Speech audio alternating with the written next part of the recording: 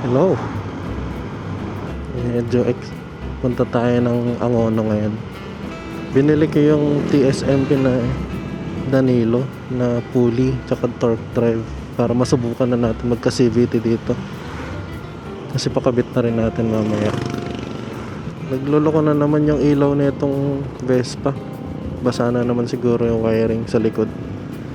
Hindi umiilaw kanina nung pag-open ko eh. Yung rear light tsaka yung mga signal light sa likod lang. Paano gagawin ito. Kasi hindi ko mahanap yung ND filter ko dito sa camera. Naka-auto na lang muna ako. Ito muna tayo Angono. Pick upin natin yung CVT. Sana matuyo yung wire habang maandar para umayos na siya. Yes, subukan ko na ako na magayos. Lalagyan ko ng sealant ba. Basta yun para hindi tumatagos yung tubig dun sa ilaw. Monday ngayon, may pasok mga tao. Cloudy rin, no? Umulan mamaya. Suot ko pala yung bagong jersey ng VCM. Ito, padded jersey siya. Hindi na ako kumuha ng padded jersey sa full print. Meron ako mga extra sa bahay. Yun na lang yung nilagay ko dito. Medyo maluwag pa rin siya ng konti, pero okay lang, comfy naman. May t-shirt pa rin ako sa loob. Tapos yung back protector na kasya dito medyo maliit. Gugupitin ko na lang yung napunit.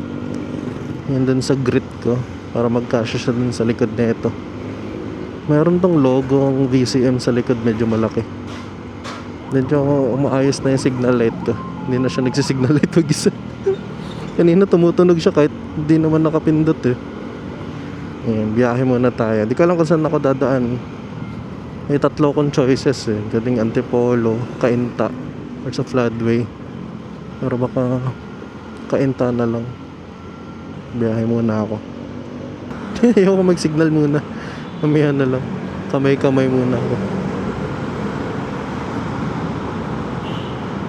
Ayan, sila rin. Parang bike muna. Konti yung sasakyan. Wala bang pasok mga students? Dami nagpapagas ah. Tataas yung gas.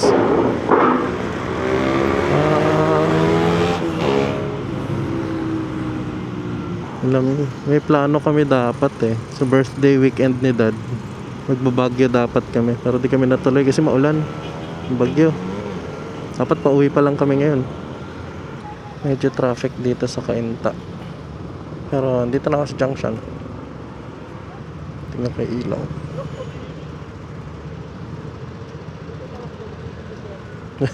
May sira kasi kanina eh. Ayaw umilaw. Okay na siya. Tinitignan ko kanina yung ilaw eh, kung gumagana. Parang okay na siya. Natuyo na. Medyo masikip lang dito. Ay, salo ko lahat ng usok. Ayun no, parang kumakapit na yung yung grips ko, na break in na siya. Yung unang gamit ko parang andulas eh. Ayun, grippy na siya. Parang nawala na yung makintab na coating. Na-intriga ako yung grip piece para mas comfy siya hawakan. Kaso sayang naman to. Tatakpan lang. Mas mahal pa nga yun. 2K plus yung grip piece. No, ang gandang reminder nitong Jeep oh. Be patient. May trademark. Be patient sa kalsada. Cling. Ang daming sasakyan dun sa may palengke. Traffic kaya.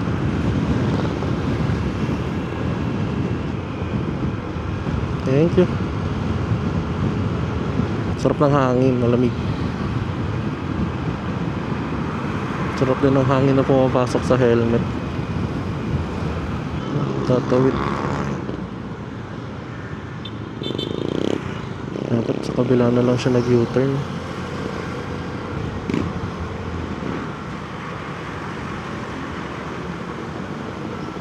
Pasok ako dito sa bayan.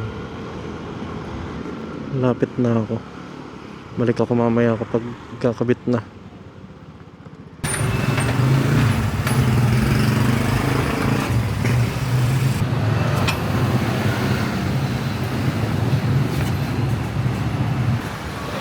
Umulan pa nga.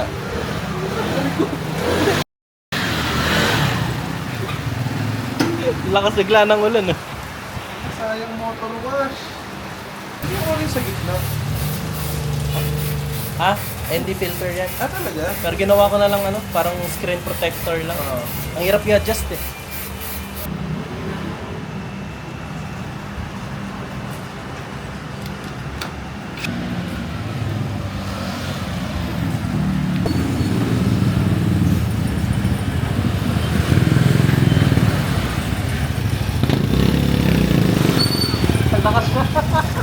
Mas marakada yan.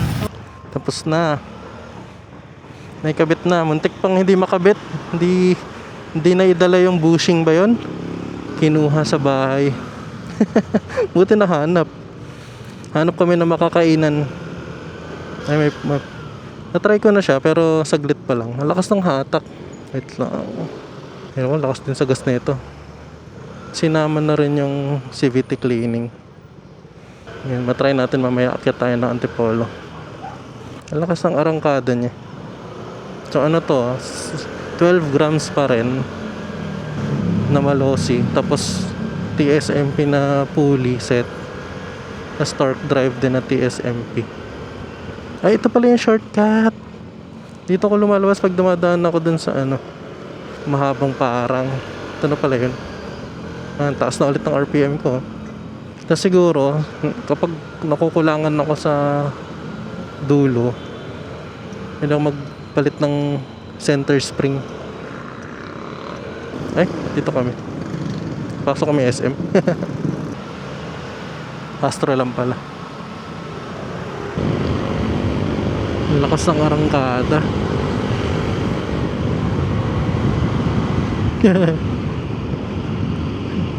Okay lang, sayang kung lakas sa gas na ito. Nakastock pa ako ng center spring tsaka clutch. Nag-iisipan ko pa kung mag-upgrade ako ng 1K. Naghiwalay na kami ni Ed. Maambon. Abutan ako ng ulan. Uwi muna ako sa bahay. Bisita ako kala dad. Dito ako sa mahabang parang dadaan. Sa may daan. After pa nitong SM.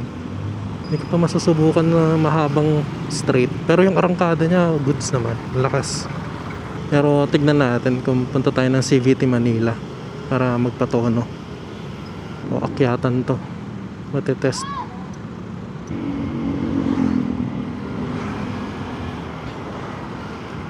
Hindi ko alam kung ano pang may improve dito.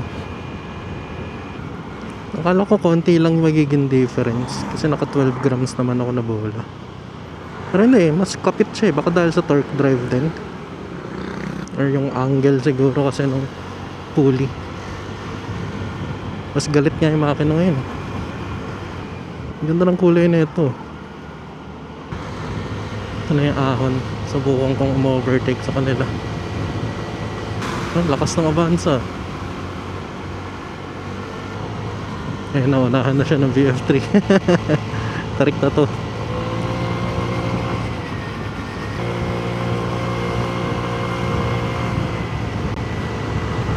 Lakas oh, makakatak oh.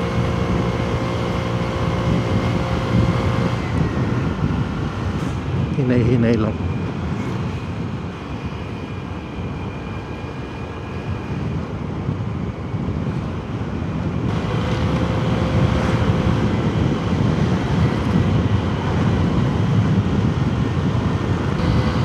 Okay, sumaano pa rin siya oh. Accelerate pa rin siya sa ahon.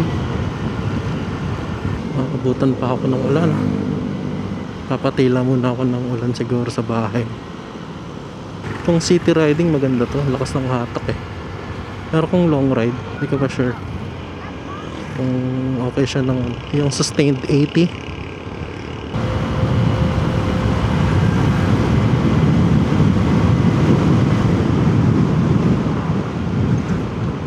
Lapit na ako sa bahay, balik ulit ako mamaya. Pauwi na ako. Ayaw tumigil ang ulan eh. So, hinintay ko na lang na humina. Yan, medyo mahina na. Hindi ko rin masusubukan ng maayos tong CVT. Next time na lang. Hindi ko alam kung makakasama ako dun sa ride sa Sunday ng Vespa Club Marikina. Ipo daw. Mas gusto ko yung setup ngayon kasi yung dati. Yung dati kasi ang delay nung kagat. Talagang galit muna yung makina bago siya marangkada. Ito kumakapit naman agad kahit konting gas pa lang. Pero mataas pa rin yung RPM niya. Pero so far okay lang. Ewan ko lang sa gas consumption. Merong Vespa na nakasakay dun sa pickup. Ano ba to? BYD? Kulay green, bago pa. Wala pang plate. Let's go. Ayoko pala magmabilis. Madulas ang daan. Chill lang tayo. Lumalakas na naman yung wala lang akong rain pants. Basa na yung pants ko. Lalabahan na ito. Sana di ba sa Marcos Highway? Basta Lilac. Yung CVT cleaning ko na rin to eh. Kasama na rin kasi siya sa labor. Mas may confidence akong mag-drive dahil siguro sa gulong. Dry, ang kapit niya eh. Pero syempre, ingat pa rin pag basa. Delix na. Mahal magpagamot. Oops. Nakakagulat yung power nitong CVT. Pag pinull throttle ko, lakas na overtake nito. Hindi ko ya, dali.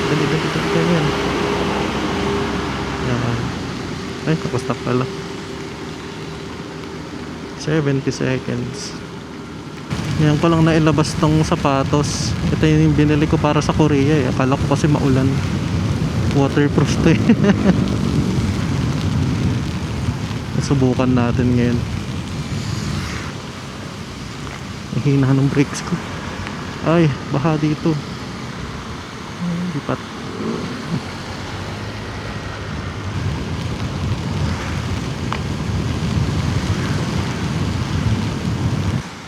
Parang merong truck na bumangga ba yan? Ay, walang siguro ng preno. Buti na iangat niya dun sa gutter, ang taas ng gutter. Mahina na ng brakes ko kapag maulan. Yan ko na rin siguro yung video dito. Pauwi na rin lang. Saglit lang, nagpakabit lang ng CVT. Gusto ko siya matry ng long ride.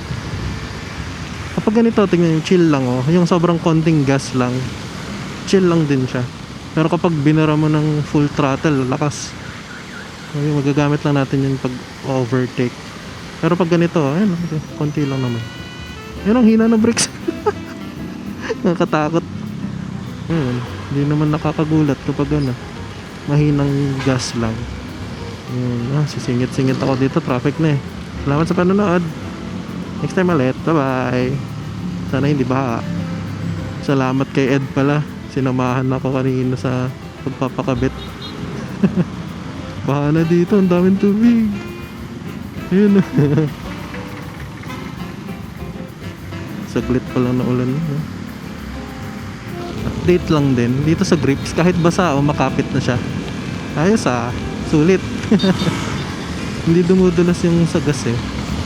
Darang kapit na kapit pa rin.